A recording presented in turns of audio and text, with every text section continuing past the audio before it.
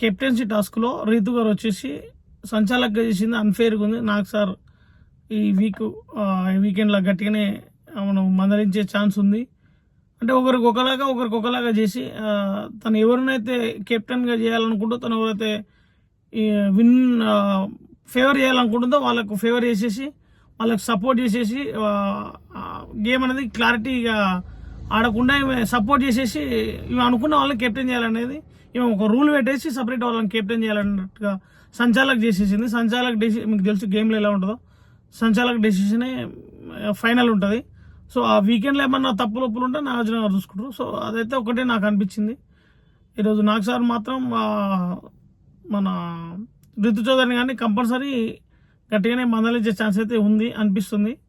నాకు తెలిసి ఈ వీక్లో ప్రియా ఎలిమినేట్ అవుతుండొచ్చు 100% అంటే నా ఒపీనియన్ అవుతుండొచ్చు అనేది నా ఒపీనియన్ అనిపిస్తుంది. ఎందుకంటే ఆమె ప్రతిదీ ఒక క్లారిటీ లేకుండా ఆర్గ్యూ లాగా ఏదో కావాలని చేస్తున్నట్టు వాంటెడ్ చేస్తున్నట్టు అనిపిస్తుంది.